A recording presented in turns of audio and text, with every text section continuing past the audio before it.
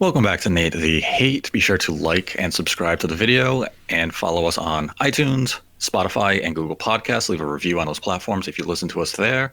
And I am once again joined by my co-hosting mate, MVG. What's up, Nate? Great to be here. It has been a while. We have been absent for a little while because not much has happened. There's no news, man. No news to talk about. Luckily, that's changing because we have a couple of Switch companies who are becoming a little more vocal about their upcoming projects for the platform. And we have specifically two companies. We have Sabre Interactive, who is responsible for The Witcher 3, and Virtuos, who has ported titles like Starlink, Dark Souls, The Outer Worlds, XCOM 2, Final Fantasy X and X-2 LA Noire, and the recent Bioshock trilogy and the Borderlands Handsome Collection to the Switch. And, well, we also have a disappointing release on Switch with Xenoblade Chronicles Definitive Edition.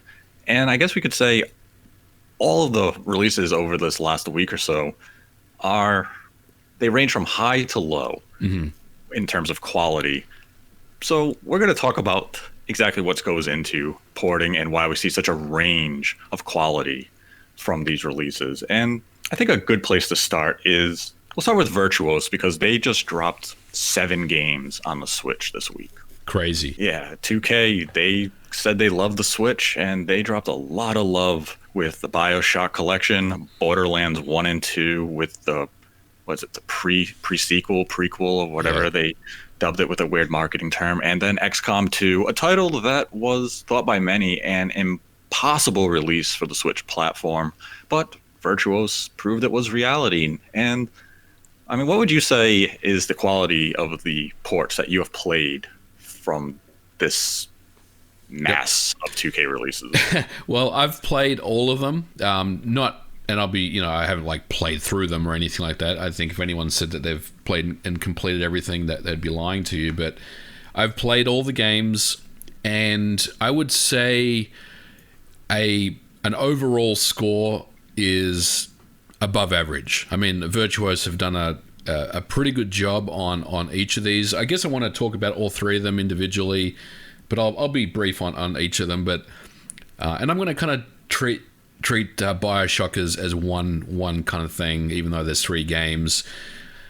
Bioshock is I'll say it's a good port. Like, it's not anything that I was blown away by, and some people may be a little confused at that. And I guess my reasoning there is that it gets the job done. It's serviceable. It works. It runs at 30 frames. It looks good. In handheld and dock mode, it's obviously running at a lower resolution, and having that Bioshock experience on the go is obviously very awesome to have. So, I'm happy with the Bioshock port. I have done some frame rate captures and stuff, and for the most part, it's locked at 30. There are some dips here and there, but there's really nothing to be, concerned about. I mean, Virtuos did a great job there. And then Borderlands, same thing. I took a look at Borderlands 2, which I guess is probably the most taxing out of those games, and again, looks good, plays good. But we've got to remember, Nate, that Borderlands 2 was available on the PlayStation Vita years and years ago. Albeit wasn't a particularly great port, but you could see that there was an avenue to run these Unreal Engine 3 games on handheld systems that had lower specs, lower battery, lower performance. So it made sense that this port finally comes to the Switch. And I think the most surprising and impressive one for me is XCOM. And that is simply because of the CPU requirements that the PC version of the game needs in order to run well. And they managed to pull this off on the Switch. And for me, that's the one that I would say technically is the most impressive. And there's more that I want to kind of uncover on that port to see how things were done. But look, overall, I mean, it's a pretty good May 29 of these 7 releases essentially, and fans of those styles of game should be very happy with what they're seeing on the Switch. What do you think about the ports? The ports they leave me a little mixed because like, I've played all three of the Bioshock games, and for the most part, they do. They look good in undocked mode. They looked good docked, but at the same time, as I was looking at them, like they look good, but I also wasn't impressed because the more I really examined them, it became apparent to me that while playing in docked Bioshock and Bioshock 2, and I would say even Infinite, they are not 1080p. Yeah. And I would go as far as to say when I'm playing undocked, they're probably 540p. I don't think they're hitting Definitely 720p. So, like that in and of itself isn't necessarily, it's not an end of the world thing. It was a little disappointing, but as I looked at them more, like it's very clear that they are based on the remastered versions of these games. So, Virtuos did bring the Bioshock collection to Switch. They didn't just take the Xbox 360 version or PS3 version and bring that over. So, kudos to them for actually using the PS4 and Xbox One versions of these releases. And, it's also the games are 30 FPS compared to 60 FPS that the PS4 and Xbox One had, which isn't necessarily, a bad thing either, as long as the games run at a stable 30 frames a second. It's when you have those, if they targeted 60 and we had fluctuations of 45 and such, that would have been a more disappointing experience. So I can accept 30 frames a second, especially for games like these. The Bioshock games are slower titles. They're not overly, they're not action heavy. It's more of a narrative driven game where combat and such just play a side role into the experience. So I think they are good ports. They're quality. If you've never played the Bioshock games, this is a fine place to start on the Switch if you never had access to them on other platforms. So I would definitely recommend them.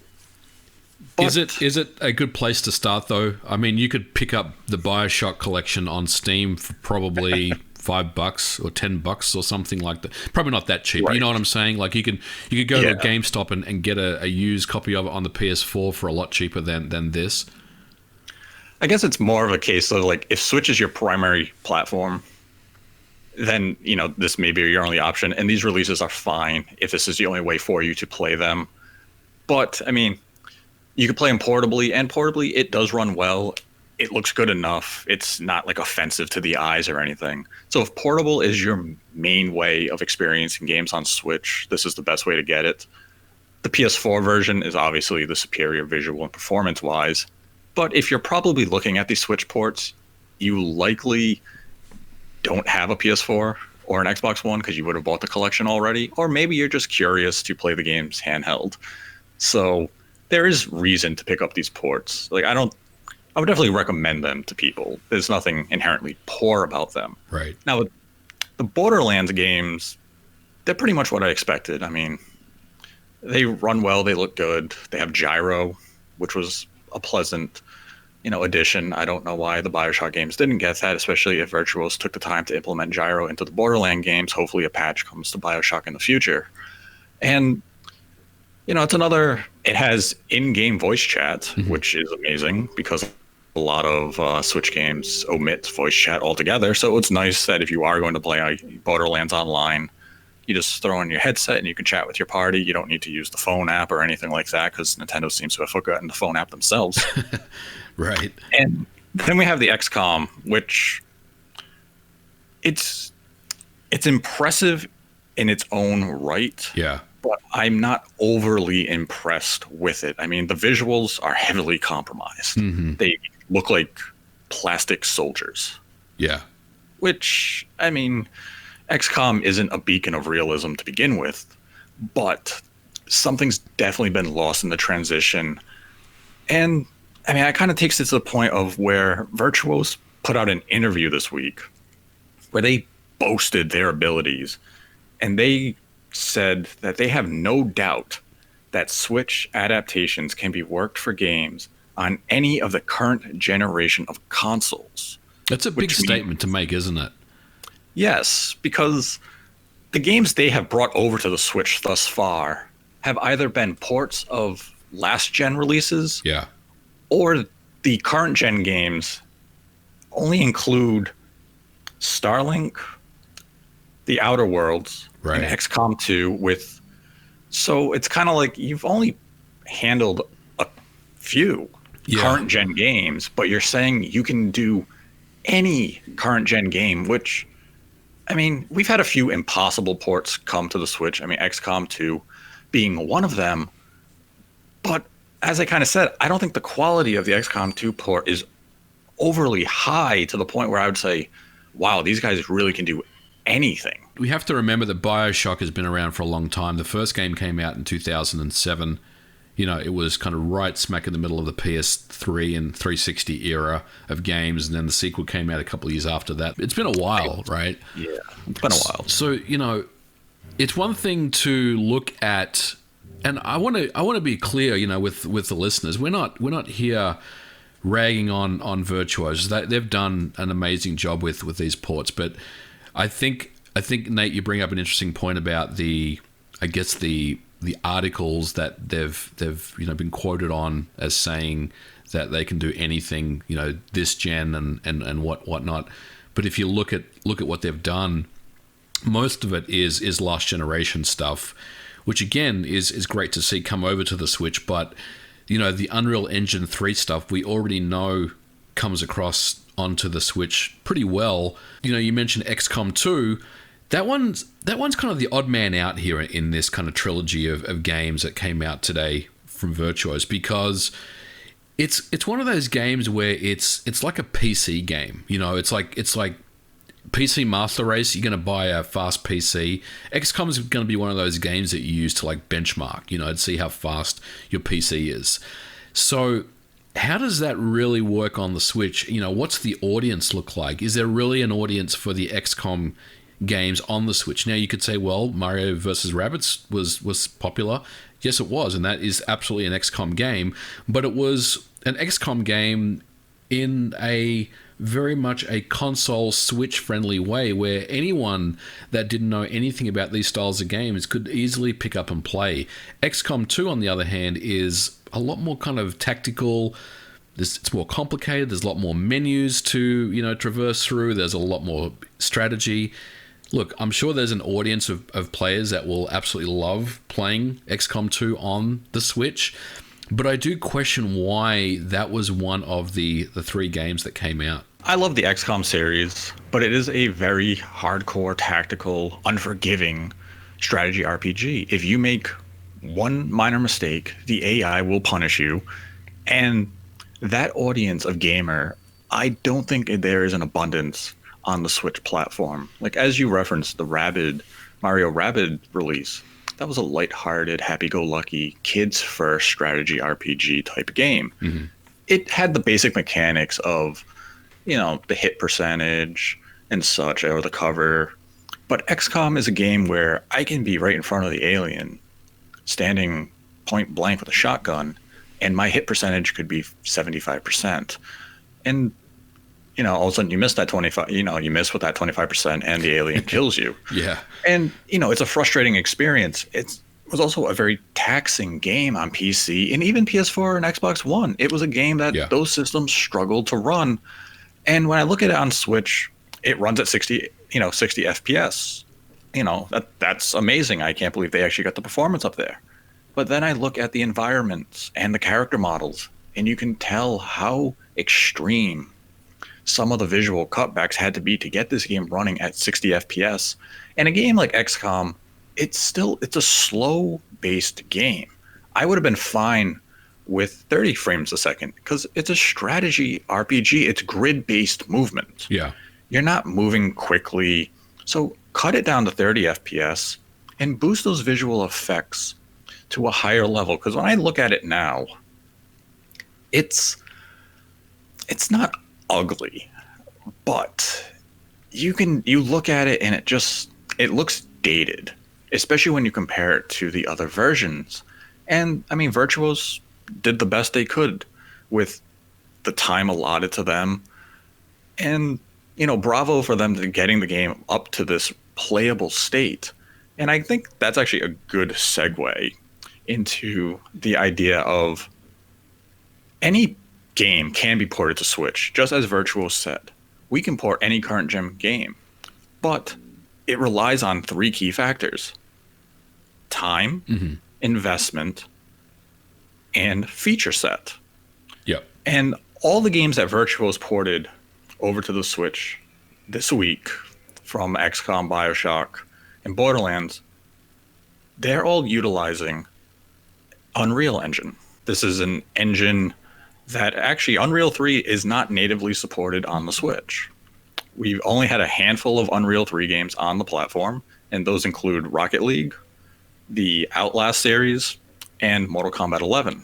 And these all perform to varying levels of success. The Outlast ports are excellent. They were done in-house. Rocket League got better over time from the people at Panic Button. And Mortal Kombat 11 it's not a bad release. I don't think anyone would look at it and say that's horrible unless you're playing crypt mode where there is no skyline for some reason. Yeah. But like the character models and such look good. And when you take all those factors into account of the time, the investment, and feature set, you really have to look at what games are on current gen platforms and say, can I bring that over to the Switch? And if I do, at what cost is it going to be? Like, the biggest release we have is The Witcher 3. This was the original. This is impossible. It cannot run on the Switch. CD Projekt Red proved a lot of people wrong. And, they had assistance from Sabre Interactive, who did a splendid job on that port. And a lot of people look to Sabre now as the beacons of what can be done when it comes time for a Switch port. And I want to give CD Projekt Red credit where credit is due. They were a big role in that port. It wasn't purely on the folks at Sabre Interactive, who did an excellent job in their own right. But without the guidance of CD Projekt Red, you kind of have to wonder, would this port have been possible? They likely investigated it themselves, got a working demo up, and then kind of explored. They looked for a studio who could handle the port. Sabre was it. Yep. And then it came time to do the actual work. And they gave Sabre enough time. They gave them enough money. They let them learn their engine and such so they could make this port possible. And we don't see that from every studio. We see a lot of ports that are rushed. Yeah. And the common phrase that we see on forums and YouTube videos and comment section is, well, that studio is just lazy. No development studio is lazy. It always will come back to those three things. If I ask for a port and I say you have 8 months, we're going to give you, $1 million to do it. Well, that port's probably not going to be that good. You're rushing us and you're not giving us a lot of money, which means I can't have a lot of hands-on. If you give us adequate money and you give us, let's say 18 months, that is probably going to be a high quality port. We have time to properly test it. We can explore solutions like they did with The Witcher 3. They explored numerous avenues to get, the foliage and stuff running, to get the wind, to see what could we have in here in terms of features and effects, and how did it run? And then say, okay, well, when we have this active, the resolution drops. Yeah. What happens if we cut this? And does the resolution go up? Yes. Okay, well, what's more important to the narrative and the experience that we're trying to deliver?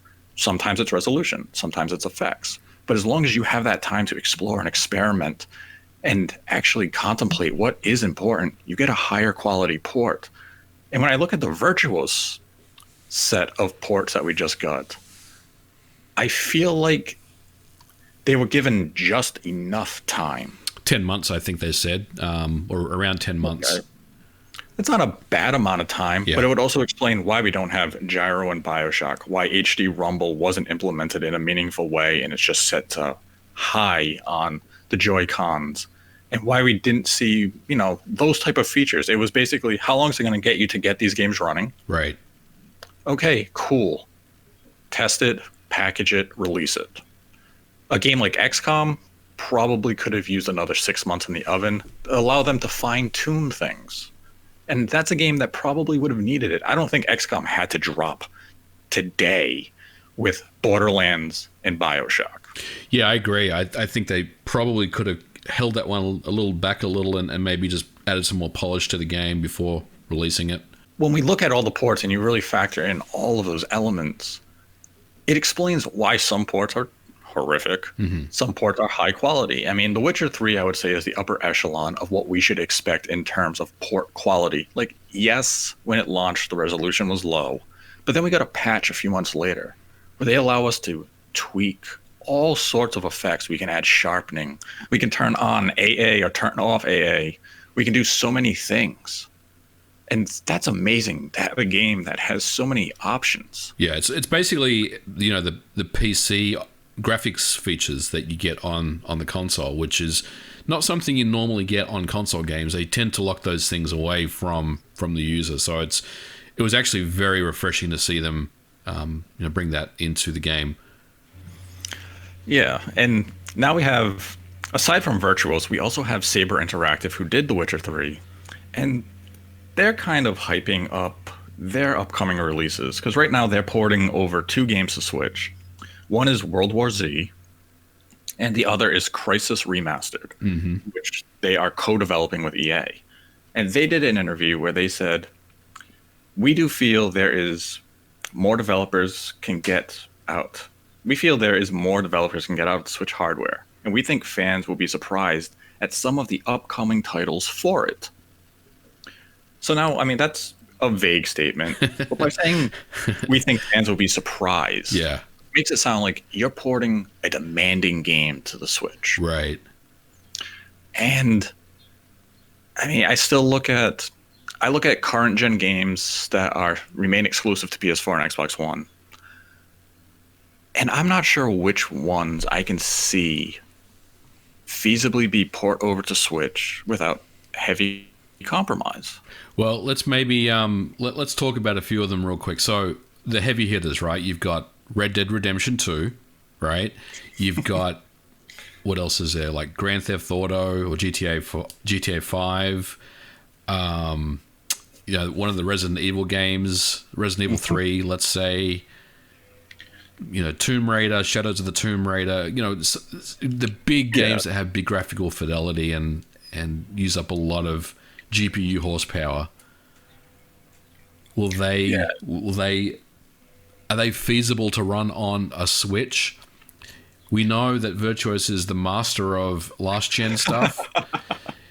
Current gen stuff, that is a different thing altogether. Now, again, Unreal Engine 4 does run on the Switch, so technically, yes. I mean, code could be retargeted essentially to run on the Switch, but where it gets tricky is, and if you look at the article that Virtuos was interviewed for, the lead producer was talking about the biggest kind of hurdles they had was the Switch's memory size.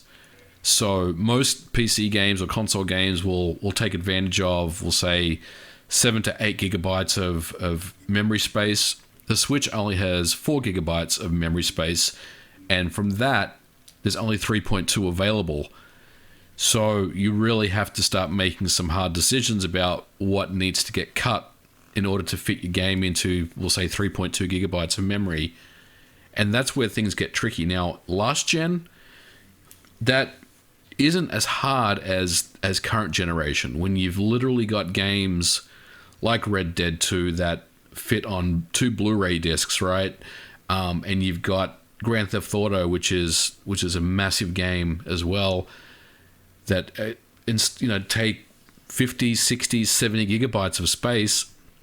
Trying to get those games pared down would take a lot of time and investment. Now, you mentioned the Sabre CD Projekt Red kind of relationship. Dude, you're absolutely right. CD Projekt Red invested millions and millions of dollars in getting that Switch port. There's no two ways about it. Even the cartridge size. I mean, everything was done under their guidance and supervision and under their budget. They had, and I don't know if this is a number, but they had $100 million, right, for the Switch project. That would include everything, and that's what they put towards that. Many of these studios don't have anywhere near that budget. many studios that do ports essentially are given a zip file of the source code and told, let us know when you're done. Now I'm being a little unfair because there's a lot of ongoing meetings that occur during that time. There's checkpoint meetings and touch bases and a lot of back and forth. But you know what I'm saying? The porting process is not a standard across every single developer. It's completely different. If you compare how Virtuos, Panic Button, CD Projekt, Sabre Interactive, and we'll say Monolith Soft handle their ports, and I am including that Xenoblade Chronicles Definitive Edition as a port, it would be a completely different workflow for each of those companies, because the porting process is not a standard thing. It really depends on how you approach it, and like you said, how many people are available and how much money has been invested into it.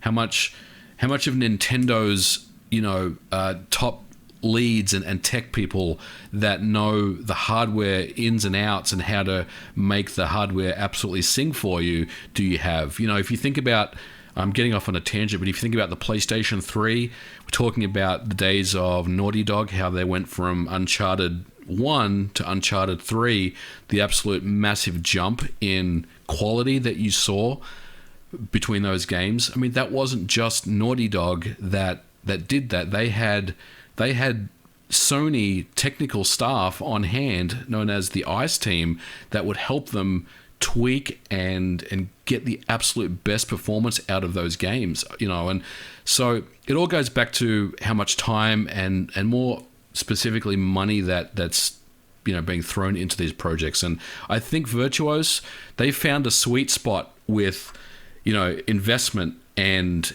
time to get some of these ports out. But I do think that if we're talking about current generation ports, we'll just throw Red Dead Redemption 2 as something that we would call a current port to the Switch that would be considered a impossible port. That would cost millions of dollars. I would say that would be more aggressive than The Witcher 3 in so many ways. So yeah, I mean, I think there's a lot there to kind of really think about, not just, hey, just port this and come back 12 months from now and let us know if you've done it. You know what I mean? I think one of the fallacies that a lot of people believe is that they look at the Switch and they say, oh, well, it runs Unreal 4. That means we can get Kingdom Hearts 3 and Final Fantasy 7 Remake, and any game that runs on Unreal 4 can easily be ported to the Switch, or any in-house engine from a third-party developer, be it Ubisoft's Anvil or what have you, or even like The Witcher 3. The Witcher 3 is using a slightly older version of the engine that CyberPunk 2077 is using. So people immediately assume, well, CyberPunk can now come to Switch if The Witcher 3 did. And that's simply not the case. You have to do a lot more. It's not just about the engine. Like, yes, the Switch does have Unreal Engine 4, which means it has the same feature set that Final Fantasy 7 Remake uses. But then you still have to factor in like the use of memory. Mm-hmm. How much of the asset is being loaded into the RAM? What's the CPU usage? What's the GPU usage?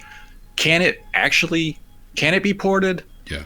Yes, in a form it can be ported. Cloud may look like what he did on the PlayStation 1, and Midgar may look like the pre-rendered backdrops in low resolution. And maybe to some developers or some publishers, they may look at that quality and say, that's good enough. We can release that. To a good publisher, they would look at that release and say, this isn't up to our standards, and that's an insult to our customers if we release a product in that state. Mm-hmm. So we're not going to do that. And that's the thing I see a lot of people continue to reference, is just the engine. Say, oh, this runs on the Switch. This game can happen. It's not that cut and dry. Right. There are so many other elements at play, and I mean, we already see a lot of subpar Switch ports happen, whether it's low resolution, poor frame rate, unstable frame rate, sometimes bad resolution and bad frame rate, like we saw with Ark, a game that looks like a muddled N64 game, which never should have been ported to the platform, but it was. I mean, that's a release that I would view as a publisher. Yeah. So the popularity of Switch, they looked at their game, said, well, this is popular on other platforms. Let's exploit the customer base and make some easy money. We know the game is trash. We know we invested next to nothing into the port. But if we can sell a few thousand copies, we'll make our investment back. And, we're rolling in the green while our, the consumer sitting there saying, what did I just buy for $60? Yeah. And those are the type of business practices that the consumer should not support. But we're always going to have that happen.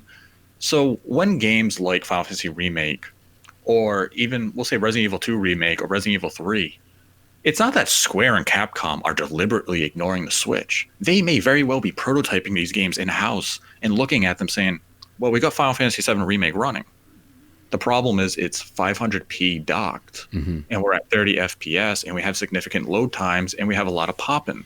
Yep. We don't think that's the quality of this release, and that's not the caliber of our brand. The same could be going on at Capcom. They may have tried to port over something like Resident Evil 7 before they did the cloud version, and maybe it just didn't run at what they felt was, adequate to justify an eShop or retail release. Yeah. And if that is the case, we should applaud them. Dude, you 100%. Like, some of the things you've said have just really resonated with me. So a few things to mention. So it's no secret that I've been involved in the homebrew community and scenes in the past, and I've done ports, right? I've been responsible for doing my own ports. I have the same mindset. Like, there's been times where I've tried to work on something, porting something, and the level of performance just wasn't where it needed to be. So it stays on the hard drive. It never gets released because I'm not going to release it for that reason. Like, if I'm going to release something, I expect a good level of performance and for it to look at a certain level of quality, right? So yeah, I mean, I think a lot of studios would have the same mindset, and that's why you see, 10 years from now, when a collector finds a PlayStation 4 or a Switch dev kit and it has a unreleased beta of some game that was never released. I mean, that's the reason why a lot of these studios are indeed, working on these projects, but I don't want to say many of them, but some of them never come to light for that particular reason, because the funding ran out and, there was more important things to work on, or some new project came up that was high priority, or B, they couldn't get the amount of performance that they were looking for, and they just kind of decided to leave it as it was and move on to something else. So I totally get that, and I think that's a part of any development life cycle in video games that is something that people really need to think more about, because for each game that has been successfully shipped, there is one or two games every year that just never make the cut for that reason, Mm-hmm. And I think that's just an area that people often overlook. Like, we often hear the conversation of, why hasn't Take-Two brought Grand Theft Auto 5 over to the Switch? And there were plans to do it. The problem, especially back in 2017, 2018, hell, even today, is that Grand Theft Auto 5 and GTA Online are significant games. They require a lot of space. Yep. And a 32 gigabyte game card is still an extremely expensive venture for a publisher to take to release a Switch game. In the case of The Witcher 3, they went the 32 gigabyte route, and it worked out for them. The game has sold well over 750,000 copies, and that was just in the first 3 months. So now we're many months, removed from that. So the game is likely over 1 million sold worldwide. It worked out for CD Projekt Red.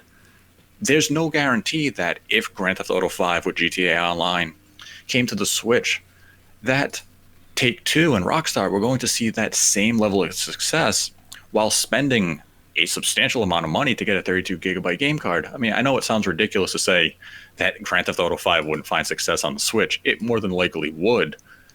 But one thing we have to keep in mind here is that GTA Online is really the cash cow for Rockstar. It's not Grand Theft Auto 5 itself. People are buying Grand Theft Auto 5 to get GTA Online. Yep. So if GTA Online had any type of performance issues on the Switch, they would actually have to look at that release and say, can we justify releasing just Grand Theft Auto 5 without the online aspect on Switch? I think that would be a very risky move if they considered that, honestly. Like, it would have sold. Oh yeah. But how much would the investment have been to port the game, then the game card cost? Now you're getting into a territory of, if you have to sell, let's say 500,000 copies to break even, that's a gamble. Not because the Switch's user base isn't active, but for every successful third-party game there's an equally high quality third-party release that didn't sell well. And you never want to be that company who invests millions and millions of dollars and your game underperforms, because now I'm going to go back to the drawing board and say, well, maybe the Switch isn't that software selling, cash cow that we envisioned. And, for a company like, could Rockstar take the hit? Absolutely. Oh yeah. Would it be, maybe an act of goodwill to get GTA 5 on there? Maybe you're willing to take that gamble? Yeah. But at the same time, their games has sold, I think Grand Theft Auto 5 is upwards of 150 million units between PS3 and the PS4 generation. So, I mean, they know what they're doing. They know where the money is. And I don't blame them for maybe being hesitant, especially a few years ago when, who really knew where the Switch was going? And unfortunately, the Switch's online situation hasn't really improved. Nintendo's Switch Online service is weak in features, and we don't have specifics in terms of how the digital distribution of DLC and microtransactions are doing on the platform. All we can really look to, and I hate to use this company as the prime example, is EA. EA does not support the Switch in a meaningful way. Yes, they're going to bring a few more releases this year in the form of Burnout, Paradise Remaster, and there's rumors of a couple of other games. And we'll obviously get a FIFA Legacy Edition. And people keep saying, well, EA's crazy. Why don't they bring Madden? In EA's latest financial reports, when you look at the football Ultimate Team and the soccer Ultimate Teams, or FUT and MUT, they brought in over $1 billion to EA. What percentage do you think Ultimate Team for FIFA on the Switch would have been in that figure? I would estimate it's probably less than $10 million. Mm-hmm. I would agree. Yeah. I get it. $10 million. We're making it sound like it's pennies. But when the other two platforms are bringing in $500 million and the Switch is doing, 1% of that, if I'm EA, I can justify the port of just the game. But if you're not bringing me in money in the long term, I'm not going to do them anymore. Exactly. And goes back to, what you said before. You can justify the port, right? But it's not going to be the A team that's working on the port. It's going to be the C team or the D team. You know what I mean? So what are you actually going to end up getting as the port in the end anyway? And that's where it comes back to, resources, time, money, all that stuff. Right. And I think now is a good way to segue into Nintendo's latest release, which has had a lot of conversation around it, some interesting discourse, to say the least, and that's Xenoblade Chronicles Definitive Edition, the game that... What happened here, Nate? Tell me what happened. What went wrong here? I want you to tell me, because I'm looking at this. I've been playing the game. I picked it up. I've probably played about 3 or 4 hours into it. Look, I'll be honest. I've already played it on the Wii. I'm not going to play through the entire game again. I think it's okay, but it's not particularly great as far as what I expected it would be. So what do you think went wrong here? I think what went wrong was Nintendo set us a level of expectation with the initial announcement of the game last September, and we expected more from this release than we ended up getting. They showed us this beautiful trailer with the new character models that were completely redone. They went for more of a Xenoblade Chronicle 2 style, more of that anime appearance. And everything they showed in that trailer ended up being a cutscene. So it was at a higher resolution, and it looked so crisp. Then the game was getting closer to release, and we saw some gameplay videos come out. And when I first saw the comparisons to the Wii version, I kind of took a step back. I hesitated because the environments, I was like, okay, this isn't the leap I expected. I'm like, maybe it's YouTube compression. Then I see more of them. And it became very apparent that I know there's a lot of debate of, is this a remake? Is this a remaster? And some say it's a remake. Nintendo themselves in Japan refer to it as a remaster. And I think it's somewhere caught in the middle of a remake, remaster, and it ends up being more so an enhanced port. Mm-hmm. Similar to Twilight Princess HD for the Wii U. Right. Because if you look at the geometry of the world and some of the character models and the environments, they have not changed since the Wii game. Yep. They have better textures. They're at a higher resolution. But from a polygon standpoint, Nintendo did not, or Monolith did not go back in and improve these models in any meaningful way. So I think the initial pause or, hesitation was due to Nintendo's marketing of showing us these beautiful screenshots and beautiful cinematic. And we thought that's what the game was going to be. We thought we were getting this 100% full-on remake that was going to take this game into the Xenoblade Chronicles 2 engine and go even further than what Xenoblade Chronicles 2 delivered to us on a visual standpoint. And instead we got a Xenoblade Chronicles 2 resolution and performance, which means it isn't 1080p. It's barely 720p while docked, and it never gets to 720p undocked.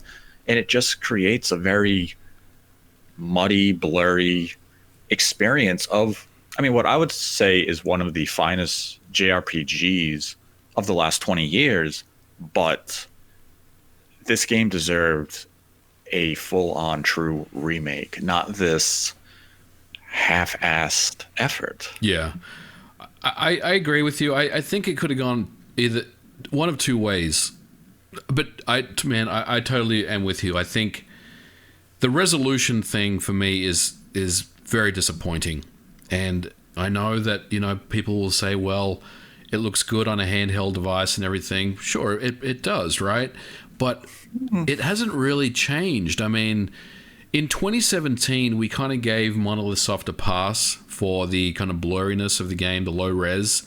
You could argue that they were still coming to terms with the hardware, and their next release would be a lot more improved.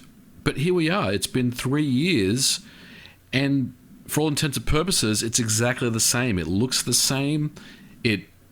The resolutions are the same.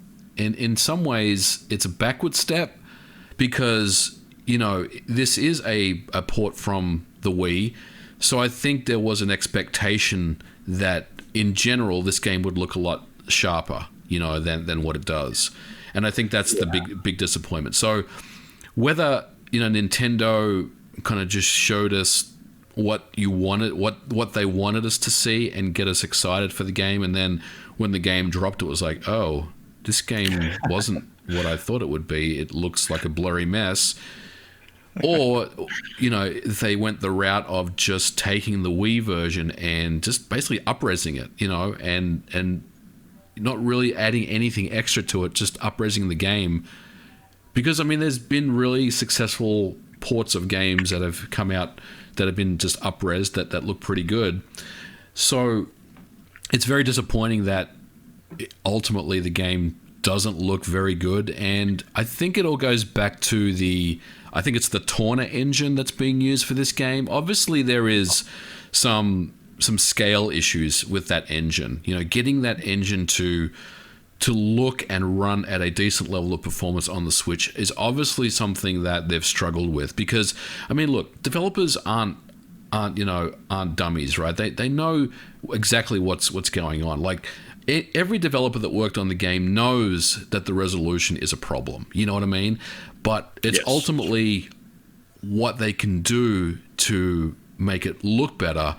And again, I feel like that it was something that they were that their hands were tied slightly because of the engine they had to work with. Now, someone in the comments is going to say, well, why didn't they just port it to Unreal Engine or something, something like that? Well, it's not that simple, because a porting process to Unreal Engine would literally take years to get that port completed. And then once you're on Unreal Engine, it's, well, now we've got to play test this thing and make sure all the things we broke during that porting process work again. So, I mean, that's like a Metroid Prime 4 level of effort that's needed, to get a game on a new engine, right? So I think in some ways their hands were tied as far as what they could give us. I don't feel like Nintendo misled anyone, but ultimately it's a very disappointing port, and it really just comes down to, again, the engine that they used and the tools that they had to work with, which is very, it's not great. I mean, it's not a disaster. Let's be clear. I mean, the game is reviewing very, very well, high Metacritic, and look, the game is still there, and it looks mostly decent, but I would say just avoid handheld mode if you can. Just play the game in dock mode. I think that's the best experience you'll get. Yeah, I think that's one of the biggest disappointments. Is I think a lot of people have a Switch Lite, or they wanted to play Xenoblade Chronicles undocked. They want to play it in handheld mode, and it's just not the prime way to do it. You really need to play this game docked, which is a problem for someone like me. I played the game on the Wii. I played the game on the 3DS. And if I was going to revisit it for a third time, it would have been in my leisure. It would have been, sitting on the couch and just relaxing and playing it in handheld mode. And the fact that it looks so subpar in handheld mode is really disappointing. Now, what is kind of curious is they have the new content, the Future Connected epilogue, and even those areas, there was nothing about it that really wowed me. I've looked at some of the environments, I've compared them to in the main game, the Wii version, and yes, they have been improved. But as Digital Foundry pointed out, just in the opening scene, the Wii has the tree and it blows in the wind. The Switch tree has better leaves, but they're static. Yeah. So even in this transition to this new engine, they made compromises in physics and other areas. And it's really just baffling that they went this route with this game. I think they should have just committed a 100% remake effort to it. Give it the time it needed, because this just doesn't feel like they had passion behind it. Yeah. This felt like they gave it to their C team, who did their best in the time they were allotted. And I mean, this is the product we ended up getting. And again, it's still a great game. It's just disappointing that this is the game Nintendo brings to a retail release for $60, and it's not it's not the effort you would expect, especially from a publisher like Nintendo. Yep. If this is what they're putting out for a full release and they call this a definitive edition, it's kind of, it leaves you wondering of if you're going to critique other publishers who put out a definitive edition for $30 or $40, who have put in a lot more effort. We can look at 2K with the Mafia 1 remake, which looks absolutely amazing. Yep. It appears they put in time and effort. They did not put time and effort into the Mafia 2 definitive edition. That game is broken. Right. But they also didn't ask $60 for it, whereas Nintendo... Yeah. I mean, Nintendo funded this. Nintendo clearly did not put a lot of money into this effort here, and it almost feels like they just sat there and said, we're going to need a game for the summer of 2020. We're going to put in as little money as possible because we know we'll probably make it back. And I mean, I understand Xenoblade is a niche series. It's not going to sell 5 million copies. If this game sells 2 million copies, it'll be a good day for it. So you're not going to invest a lot of money into it because you're simply not going to make a lot of money back. But if you're going to go this low effort with the release, is it even worth doing? Yeah, I think it's interesting that if you think about putting the disc of the Wii version into a Wii U, and playing it on a Wii U, it would up-res the game to 1080. And I don't know if anyone did comparisons with that, but you see what I'm getting at? Like, if you take the Wii version and play it on the Wii U, which would just natively upscale it, or if you played it on an emulator like Dolphin, it ultimately would end up looking better than the Switch version, which is that's not the way things should be ultimately. And I think that's my biggest beef with the game. You know, I have nothing wrong with the release. I think the release is great. I'm very excited to see it on the Switch. I just am very disappointed at what we got as a final product. And, you know, people are going to say, oh, it's going to get patched. Well, I mean, the problem, guys, is that Xenoblade Chronicles 2 never got the patches. It got a patch, I think, that kind of helped somewhat, but for all intents and purposes, it's pretty much the same. It's the same engine that has the same configuration files. You know, it possesses the same quirks as Xenoblade Chronicles 2, albeit with the TAA kind of filter that's been because it was really kind of sharp and blurry on the Xenoblade Chronicles 2. It's been tweaked slightly for the Xenoblade Chronicles Definitive Edition, but other than that, I mean, the engines are exactly the same. So, you know, if you're expecting to see a massive patch that just fixes these problems, I don't think it's coming, unfortunately. And I think ultimately, you know, disappointing from a technical standpoint. Like you said, probably one of the best JRPGs that have been released in a long time. I fully agree with that. But yeah, as a port or as a game, I'm not that impressed with it. You know, I think maybe it will look better on whatever comes next for the Switch, if there is indeed an updated Switch that comes in the next couple of years. You know, that game will hopefully just natively scale over to that new version a lot better. And, you know, maybe that is the vision that they had that they just couldn't get with the current, you know, iteration of the Switch hardware. I mean, do you think it would have maybe been wiser for them to not bring Xenoblade Chronicles into the Xenoblade Chronicle 2 engine and just do a Dolphin or Twilight Princess type up-res? I do. Yeah, I do. I mean, I think there's probably people that don't agree with that, but I would say, yeah, just natively upscale the game, or upscale the game. Like the game on the Wii, it still looks pretty good. There's nothing wrong with the way it looks. Sure, it looks a little dated, it's a little stiff, you know, the way that the characters move and everything. But if you just take that blueprint and upscale it and add some nice post-processing effects to it, I think that would go a long way, you know, to making this game look and play a lot better than what we have. Yeah, I think I agree with you on that, because I've seen the Dolphin footage, and I mean, some of those terrain environments look amazing in it. I mean, and that's still just the Wii game being up-resed, and you can just look and say, wow. I mean, I could understand that some people would have been disappointed if Nintendo went that route and charged us $60 for it, but there's really no reason that this game had to be a $60, you know, full retail release. It was really Nintendo's way of just justifying releasing the game with the new content and saying, we know we can charge a premium and people are going to buy it. This game could have been $40 even with the epilogue attached to it, and it probably would sell the exact same numbers, maybe even a little more, because it'd be discounted. Because like when I looked at it, it was a tough buy for me, because I really only wanted to play the epilogue. Right. $60 for a 15 to 20 hour RPG isn't bad by any means, but I'm also leaving 60 hours worth of content, you know, off to the side. Had they released the epilogue as a standalone release for, let's say, $29.99, I would have purchased that as its own thing. If you want to put that in the Xenoblade Chronicles 2 engine, by all means do it.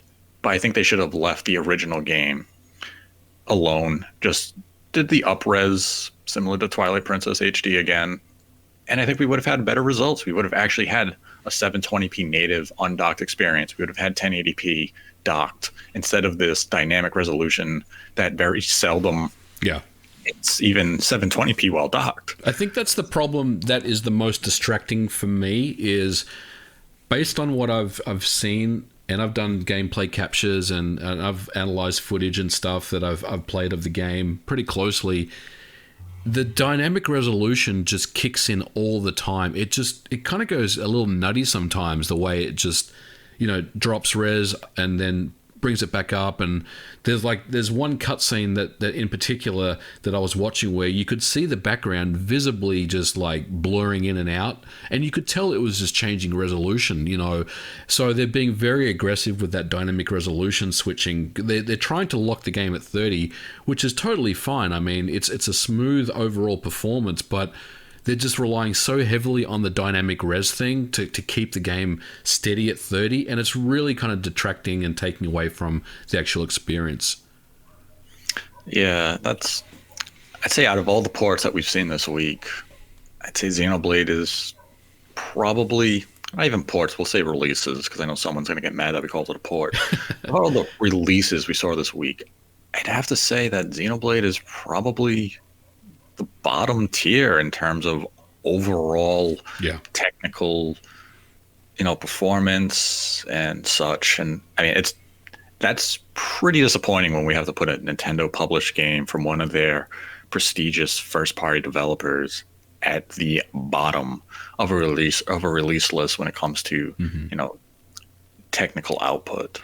So I have a question. So Virtuos, I want to go back to that real quick.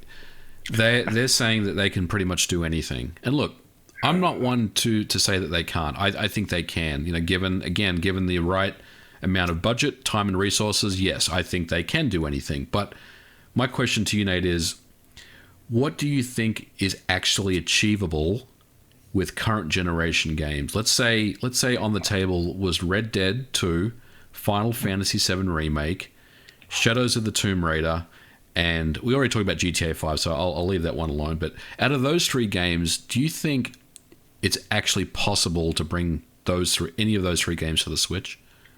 Yes. I believe that if Square felt the need, they could bring Shadow of the Tomb Raider to Switch, because that game, it is visually impressive, but I don't see any reason that the game couldn't come to Switch at a 720p resolution for docked mode, maybe even a little higher. You just, you cut down some of those special lighting effects and such. But Shadow of the Tomb Raider definitely. Red Dead Redemption 2 would definitely require substantial investment in time investment from Rockstar.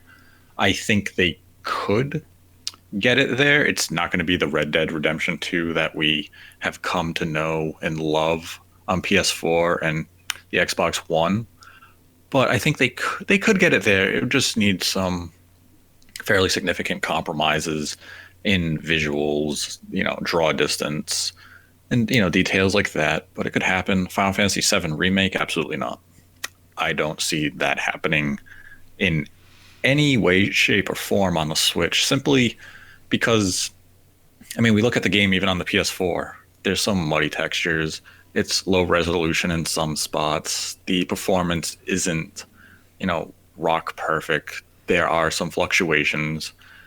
And if you're going to transition that to the Switch, even with compromises, because, I mean, it's Unreal Engine 4, and look at some of the more recent Unreal Engine 4 games on the Switch. Even Nintendo's own games using Unreal Engine 4, like Yoshi's Crafted World. Mm-hmm. It was sub HD. So Final Fantasy VII, it wouldn't be the Final Fantasy VII Remake that we know. Mm-hmm. It would be something completely different, and I think the form we would get it in at that point, it wouldn't even be Final Fantasy VII Remake at that point. And it's a case they could probably get the game running on Switch. It would just be at a horrific resolution and a completely unstable, unplayable frame rate at the point where you'd say, okay, we tried the test. No. Yep. Yeah, if you go back to the Virtuos article, I mean, it's more than apparent that the biggest struggles to porting to the Switch is the memory limitations and the storage limitations. Sure, I mean, we know about the Tegra X1 SoC and the NVIDIA hardware and all that stuff, but I think, what I'm reading is kind of the common thing. If you go back and read the technical details on how Sabre pulled off the Witcher port and how Virtuos, did the XCOM 2 port, It was really all about how can we fit this game and make it run in 3.2 gigabytes of memory. What do we need to cut? And they talk about they spent half a year just to optimize memory and make some hard decisions about what they could get rid of. I think ultimately, again, talking about what's next for the Switch, I think if you ask developers what would you like to see as something to bring into the next generation or to the next iteration of the hardware, I would say a lot of them would be probably looking for more memory and more storage space, because Final Fantasy VII Remake obviously is a massive game, and it's just not going to cut it on either the cartridge limitations that we have to deal with today. The 32 gigabytes of internal flash, well, that's not going to work. And then you've got only 4 gigabytes of RAM, which means that it's going to be very difficult to pull something like that off. So I agree. I think nothing is impossible, and we need to be clear on that. I mean, there are very smart developers, development studios, porting houses, whatever you want to call them, that are out there that do this stuff, and they do it very well. But I do think that it's going to be one of those things where it's going to get more difficult as time goes on. The 360 era ports, yes, absolutely, that's kind of bread and butter stuff, and I think we're going to see a lot more of those over the next 12 to 18 months. But like you said, the current gen ports, even though technically they are achievable, I think it is a lot more difficult to get something like that going on the Switch for sure. Yeah, any current gen stuff, as you said, it is achievable on the Switch. It really just comes down to what is the state of the game when it comes to the Switch. Is it in a state that they can look at it and say, we can release this, or is it in such a poor state where the publisher just has to chalk up the losses and say, we would love to bring such and such to Switch, but we've done internal testing, the resolution isn't up to snuff, or maybe the frame rate just isn't stable enough to where we feel comfortable with releasing it. Unfortunately, we can't do it, which, I'd rather see that from a publisher where they admit that they cannot bring a game to the platform due to some performance issues than for them to bring it and leave the consumer with a shoddy product where we hopefully get patches to get it to a point of playability. So, maybe a little transparency if I'm a publisher and I see all those demands for such and such a game. Like if I'm Rockstar and I see everyone asking about Red Dead Redemption 2, if I have done an internal test, maybe come out and say, hey, we tried to prototype it, it didn't run as well as we would like, sorry. Yeah. And people would finally stop asking about it, and we'd have an answer as to why it's not there, and we can move on to the next game. So, I mean, the Switch still has a long life ahead of it. It's still going to get some current gen, releases. Specifically, we'll still see games using Unreal Engine 4, some Unreal Engine 3 games even, and those will likely get ported to the Switch, as long as they're not to the scale and magnitude of a Kingdom Hearts 3 or Final Fantasy VII Remake. So, I mean, this isn't like a cause of concern or anything of the sort, but I would look at the comments by like Virtuos and Sabre and temper expectation a bit. We're not going to get CyberPunk on the Switch anytime soon. Just because we got The Witcher 3 does not mean CyberPunk is a locked-in deal. We have to expect things in, we have to expect them in reality. They're going to be some quality releases, but we can't hope for every major release to come to the platform. It's simply not going to happen, and nothing about these interviews change that fact. Yeah, and you got to remember that they're always selling, right? Like, if you're doing an article and you're saying how you're the best porting studio in the world, I mean, you're basically telling potential publishers, bring your stuff to us because we can get the job done for you. We'll charge you a couple of million and we'll give you a quality product. So, they're selling their services as well. So we have to keep that in mind. Exactly, and that's kind of what that interview read as. It's, hey, we can do anything. So if you're big publisher and you're thinking about bringing your title to the Switch, maybe contact us because we said we can do any game, so that includes yours. So,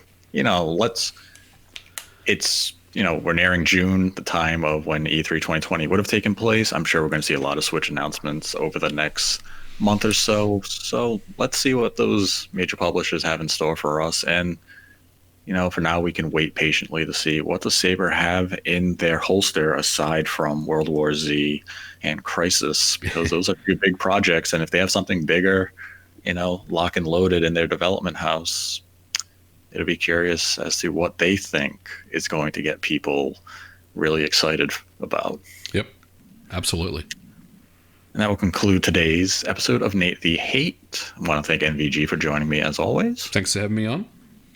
Next week, we will be back with some PlayStation 5 event predictions. Boy. Get ready. Next week is going to be interesting. Next week will be a fun week for everyone involved in the industry, consumers, developers, journalists, YouTubers. So next week is definitely going to be fun. If you enjoyed this video, give it a like. If you didn't, give it a dislike. Let us know your thoughts on the topic in the comment section below. And until next time, continue to always and forever embracing the hate.